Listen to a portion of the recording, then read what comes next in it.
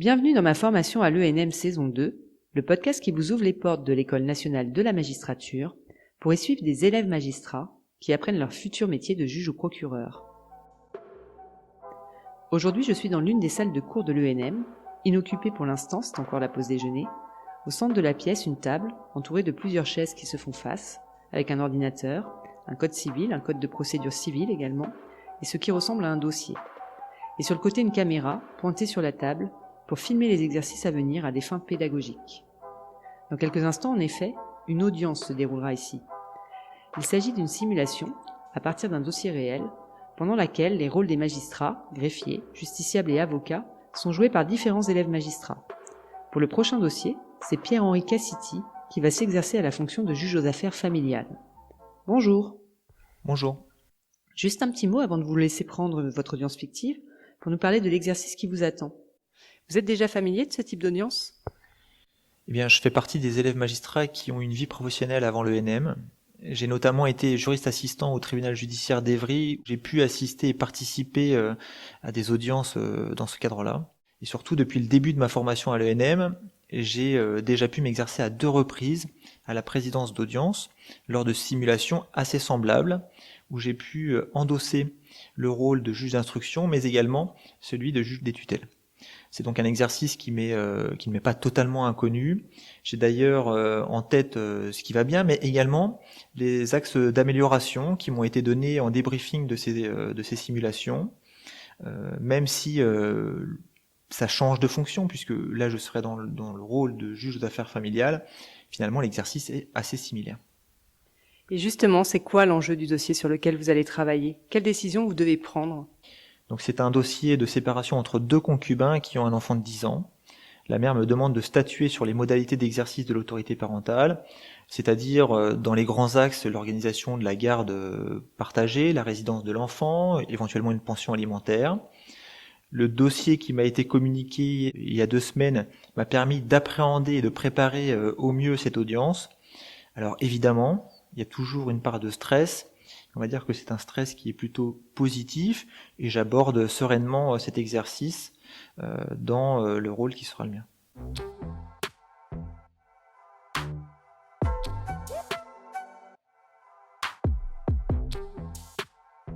Ça y est, tout le monde est prêt.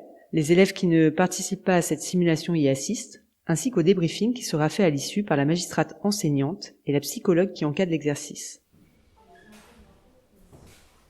Bonjour. Bonjour. Asseyez-vous, je vous en prie.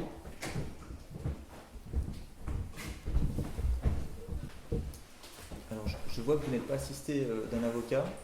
Votre avocat va arriver. Moi, j'en veux plus. D'accord. Non, je n'ai pas d'avocat. D'accord. Donc, je suis Monsieur Cassiti, juge aux affaires familiales. Je suis assisté d'un greffier qui aura pour mission de retranscrire ce qui va être dit pendant l'audience. L'audience, elle va se dérouler en 3 temps. Il y aura un premier temps où je vais m'assurer des informations vous concernant. Il y aura un deuxième temps où je vais faire un rapide historique de l'affaire et de la procédure. Et puis un troisième temps où je vous donnerai la parole à tour de rôle pour me présenter vos demandes. Est-ce que c'est clair pour vous ? Oui. Chaque simulation d'audience dure au maximum 25 minutes. Les élèves magistrats jouant les justiciables ont reçu en amont une fiche acteur, c'est-à-dire quelques indications sur leur personnage et l'attitude à adopter face au juge notamment. Par exemple, pour la mère de l'enfant, alors attendez, je reprends le document. Il est écrit « Lui reproche plusieurs fois au cours de l'audience d'avoir eu plusieurs copines, y compris lorsqu'ils étaient ensemble, et s'oppose à toute médiation. » Pour le père, il est écrit « Attitude repentante vis-à-vis des infidélités subies par madame. » Insiste sur l'intérêt de l'enfant qui doit guider la décision du juge, au point qu'il met un peu la pression au juge. Et chacun prend vraiment son rôle à cœur. Il y a eu une première audition qui s'est tenue le 15 octobre dernier. Et donc, monsieur, vous me demandiez de décaler, de renvoyer cette audition à cette audience qui se tient aujourd'hui dans l'attente de l'organisation d'une médiation. Est-ce que cette médiation a eu lieu ? Non. D'accord. Et ça n'a pas eu lieu pour quel motif ? J'ai eu un empêchement et d'ailleurs je voulais m'excuser solennellement de ne pas avoir été présent. Moi, s'il faut, je m'engage aujourd'hui, monsieur le juge, devant vous solennellement C'est trop tard. à suivre une médiation avec madame. Et vous, madame? Non, Non. c'est plus le moment. Quand il fallait le faire, il n'était pas là. Et donc, non. Ce dossier a déjà été utilisé dans une précédente simulation d'audience, mais ce qui change fondamentalement par rapport au scénario choisi la première fois, c'est que les justiciables ne sont ici pas assistés d'avocats. Alors voyons comment Pierre-Henri gère la situation pour ne pas que l'audience déborde. Ce que je vous explique là, c'est Martin qui vit avec un père. En fait, Martin lui sert de faire valoir auprès de sa nouvelle greluche. Alors, par contre, Pour, je vous le redirai pas, il y a un cadre, d'accord, et là j'ai le sentiment que vous allez un peu au-delà du cadre. Qui est Ah non, acceptable, je d'accord. vous explique vraiment les faits. Tout le monde a pu s'exprimer, l'audience a l'air de toucher à sa fin. Donc, ma décision, elle sera rendue le 17 mars prochain, d'accord. Donc, vous la recevrez directement chez vous. Dans cette attente, donc mon greffier va vous remettre la convocation pour l'audition de Martin. Est-ce que c'est clair pour vous? Oui. Très bien. Eh bien, l'audience est finie, donc mon greffier va vous raccompagner. Merci.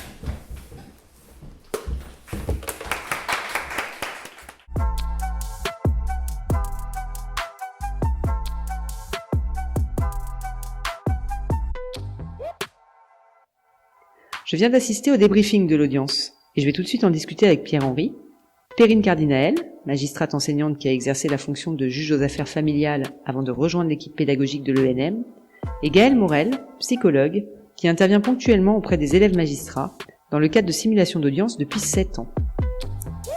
Qu'est-ce que vous avez pensé de votre simulation? Est-ce que vous vous êtes senti réellement dans la peau du juge? Alors, il n'y a pas forcément le décorum du palais de justice, mais tout est fait pour que la simulation soit la plus réaliste possible. Donc oui, je me suis senti réellement dans la peau d'un juge aux affaires familiales, d'autant que les justiciables ont bien joué le rôle. Après, j'ai essayé de cadrer au mieux mon audience, mais on a beau prévoir un cadre, on peut être amené à tout changer en fonction de ce qui se passe le jour J. Il faut donc savoir s'adapter, mais c'est pas toujours évident, même si ce sera notre quotidien en qualité de magistrat. Là, par exemple, le fait qu'il n'y ait pas d'avocat, je l'avais pas forcément anticipé. J'ai eu d'ailleurs un petit peu peur que les échanges puissent déborder, ce qui m'a conduit à poser un cadre et à, par exemple, reprendre la mère qui s'adressait assez vulgairement au père. Qu'est-ce que vous, magistrate, vous attendez du juge sur ce type d'audience? Qu'est-ce que vous cherchez à vérifier et à évaluer? Alors, ce que nous attendons de l'auditeur endossant le rôle du juge, donc ici de juge aux affaires familiales statuant en matière d'autorité parentale hors divorce, c'est qu'il mette en œuvre en situation professionnelle réelle ou en tout cas la plus réaliste possible ce que nous avons travaillé au cours des directions d'études. Alors, en direction d'études, on travaille essentiellement sur des cas pratiques, on échange beaucoup autour de la notion d'intérêt de l'enfant. Donc, lors des exercices de simulation, on attend d'eux qu'ils mettent en œuvre les règles procédurales parmi lesquelles le respect du contradictoire, la circulation de la parole de manière efficace et équilibrée entre les parties, et par ailleurs qu'ils endossent aussi le rôle du juge aux affaires familiales avec cette posture assez particulière qui est faite de conciliation, mais aussi d'autorité, le tout avec des débats qui sont recentrés sur l'intérêt de l'enfant. Par ailleurs, les exercices de simulation sont aussi l'occasion pour les auditeurs de justice de mettre en œuvre les compétences de communication et l'écoute. C'est l'exercice phare de leur scolarité sur ces compétences-là. Et ils compléteront ces mises en situation avec le stage en juridiction qui interviendra dans quelques mois. Effectivement, c'est un temps fort de leur formation, mais ça reste un exercice, donc on n'attend pas des auditeurs de justice une audience idéale. J'ai envie de dire que les audiences idéales, je ne suis pas certaine qu'elles existent. En tout cas, ça reste un exercice, un moment de formation. C'est la raison pour laquelle on procède après l'exercice de simulation à un débriefing collectif qui se veut un temps de réflexion avec l'ensemble des auditeurs pour que tout le monde apprenne de l'exercice. Et comment on gère l'humain dans un contentieux de masse comme celui-ci? Alors, je dirais que l'humain est au cœur du métier de magistrat. C'est pas propre aux fonctions de juge aux affaires familiales. Néanmoins, il est vrai que dans les fonctions de juge aux affaires familiales, on rentre peut-être davantage dans l'intimité de la vie privée du justiciable, compte tenu des questions qui se posent, qui sont des questions relatives à l'organisation de la vie des enfants. Je dirais que gérer l'humain, qui est donc notre matière première, c'est d'abord gérer des émotions quand on est en audience d'affaires familiales. Et donc il faut pouvoir réussir à concilier l'intimité de la vie privée et les nécessités de notre décision qui impliquent qu'on rentre quand même dans l'intimité de la vie privée des gens pour recueillir les éléments décisionnels utiles à une prise de décision conforme à l'intérêt de l'enfant. L'humain implique aussi de bien préparer ses audiences et en quelque sorte de se mettre en condition. Durant la scolarité, les auditeurs sont sensibilisés à la place que doivent prendre les émotions dans l'audience, les émotions qui sont celles des justiciables, mais aussi leurs propres émotions en tant que magistrat. On les sensibilise aussi à l'importance de bien se connaître soi, pour pouvoir mieux aussi gérer toutes ces émotions qui s'accumulent au cours d'une audience en matière d'affaires familiales.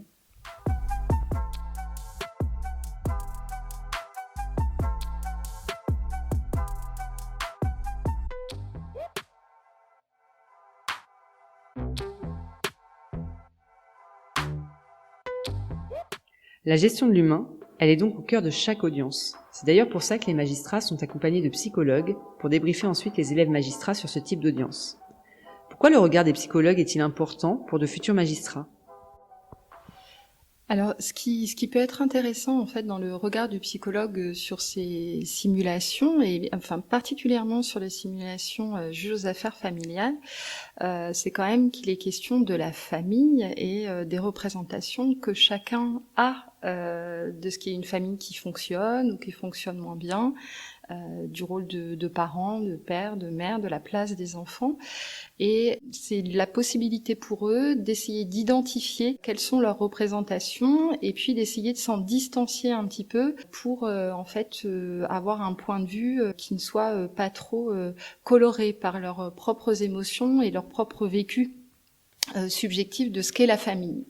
Il y a aussi une autre partie pour le psychologue qui est intéressante, c'est toute la communication verbale et non verbale, parce que les audiences comme celle-ci, c'est d'abord l'histoire d'une rencontre entre des justiciables et un magistrat, et il y a la nécessité d'être vraiment dans une écoute active. Il faut que les élèves magistrats puissent se mettre dans une posture d'écoute, ne pas seulement asséner des questions, attendre des réponses. Ça ne doit pas s'enchaîner de manière mécanique, en fait. Il doit y avoir véritablement un dialogue qui va pouvoir s'instaurer entre le magistrat et les justiciables. Et c'est de ce dialogue, qui va être assez authentique et pas mécanique, justement, dont va pouvoir émerger des éléments qui vont permettre aussi aux futurs magistrats de pouvoir se positionner et prendre des décisions dans l'intérêt de l'enfant. Et quelles sont les remarques que vous faites le plus souvent aux élèves magistrats ? Ce sur quoi je vais sensibiliser régulièrement les auditeurs, c'est sur les mimiques et les postures et la communication non verbale qu'ils vont pouvoir mettre en œuvre, parce que les justiciables, il y a quand même chez eux un côté un peu interprétatif, ils sont quand même très attentifs à ce que le magistrat peut laisser entrevoir dans un regard, dans une expression, dans le ton qui est mis dans une phrase. Et dans ce cas-là, c'est très important que les auditeurs puissent être conscients du fait qu'il y a des enjeux qui sont énormes en fait pour les justiciables lors de ces audiences, et que du coup ils vont être à l'affût de la moindre information qui va pouvoir les orienter sur est-ce que cette audience prend le tour que je souhaiterais, est-ce que le magistrat va prendre une décision qui va m'être favorable. Et c'est pour ça que c'est très important que les auditeurs aient une certaine sobriété dans la manière dont ils vont se présenter. Alors sobriété ne veut pas dire froideur. Je pense que là, c'est tout un équilibre à trouver, en fait, et qui vient avec la pratique, d'être suffisamment ouvert pour amener à un dialogue et une bonne communication, tout en restant dans une posture suffisamment neutre pour que ce ne soit pas sujet à interprétation pour les personnes qui sont en face.